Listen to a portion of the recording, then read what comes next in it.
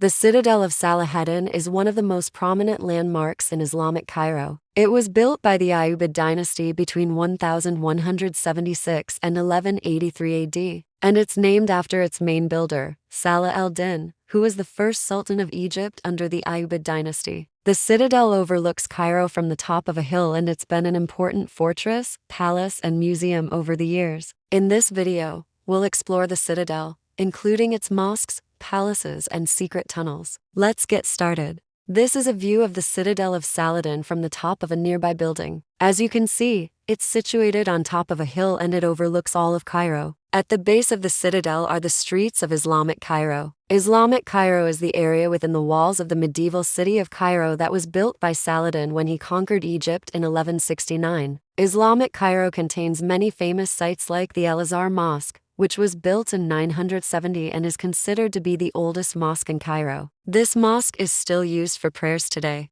There are also other famous mosques inside the Islamic Cairo walls, such as the Ibn Tulun Mosque, which was built in 1154 and is considered the largest mosque in Cairo. And of course, there are many more beautiful mosques, madrasas, caravanserais, and other buildings in Islamic Cairo. But the Citadel of Saladin stands separately from these historical areas in a dominating position overlooking all of central Cairo. After conquering Egypt, Saladin decided to build a new city on top of the hills overlooking the Nile River. He wanted to build a city that would be strong enough to withstand attacks from the Crusaders who were located in the Levant region. The construction of the city walls began in 1176 and it was completed 4 years later. Unfortunately, not much remains of the original city today, as it was mostly destroyed by earthquakes and time. However, the foundations and some structures from the original city can still be found. These structures include palaces, mosques, and a church, which is known as the Church of St. Barbara.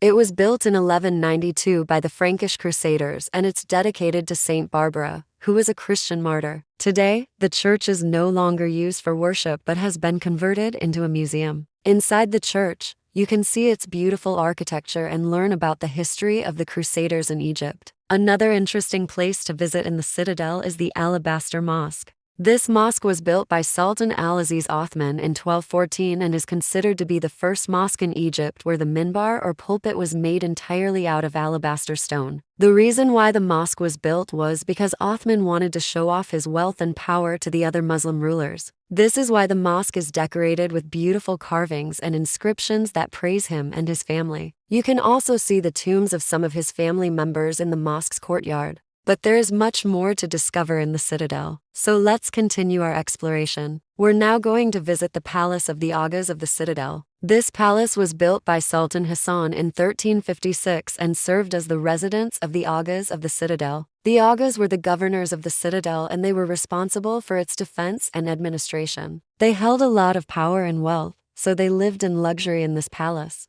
Today, visitors can explore the palace's courtyards, rooms, and towers, and they can also see the beautiful views of Cairo from the palace walls. However, there is another palace in the citadel that's even more impressive. We're now going to visit the Royal Palace. This palace was built by Sultan Muhammad Ali Pasha in 1805, but it wasn't completed until his son, Abbas, took the throne in 1840. Abbas was known for his love of art and culture, and he turned the palace into a center for learning and creativity. He invited scholars and artists from all over the world to come to the palace and work on their projects. The Royal Palace is now a museum that houses a collection of Egyptian art and artifacts. Visitors can explore the palace's courtyards, halls, and gardens, and they can also see the beautiful views of Cairo from the palace walls. The Royal Palace is a great example of Egyptian architecture and culture, and it's definitely worth visiting if you have the chance. There is another interesting place to visit in the citadel, and that is the secret tunnel. The tunnel was built during the reign of Sultan al-Muayyad Sheikh in 1498. It was built to connect the citadel to the nearby town of Shubra. The tunnel was used to transport goods and people, and it was also used as a way to escape from the citadel in case of an attack. The tunnel is around 1 kilometer long, and it's around 2 meters high and wide. It's pretty dark and narrow,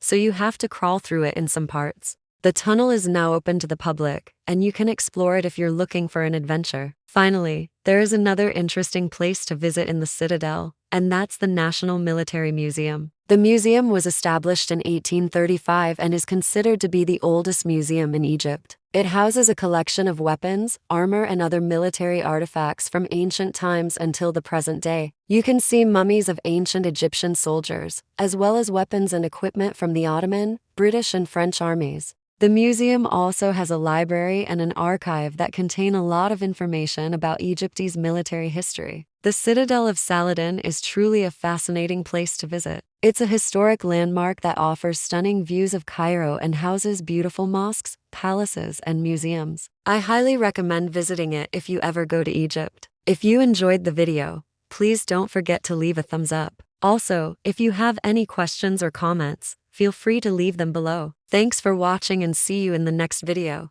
Now let's move on to another interesting place in Cairo. And since we've already talked about 2 mosques in the Citadel, let me tell you about the most beautiful mosque in Islamic Cairo, the Al-Ratsi Mosque. It was built in 1238 and is considered to be the masterpiece of Islamic architecture in Cairo. The mosque was built by Al-Aziz Uthman and it took 8 years to complete. Its design was inspired by the Al-Amar Mosque in Damascus, Syria. The mosque's minaret is particularly famous and it is considered to be one of the most beautiful minarets in the Islamic world. The mosque is also famous for its beautiful dome and its intricate carvings and decorations. The interior of the mosque is just as stunning as its exterior and it is decorated with colorful tiles and calligraphy. The mosque also has a library that contains a lot of valuable manuscripts. If you're interested in Islamic architecture and history, then I highly recommend checking out the Al-Ratsi Mosque. It's truly a sight to behold and it's one of the must-visit places in Cairo. Another interesting place in Cairo is the El-Hakim Mosque. It was built in 1362 by Sultan El-Hakim, who was the son of Sultan Hassan. The mosque is considered to be one of the largest mosques in Cairo and it has a unique architectural style that combines elements of Islamic, Coptic, and Gothic architecture. The mosque is also famous for its astronomical instruments that were used to determine the direction of Mecca and the time of prayer.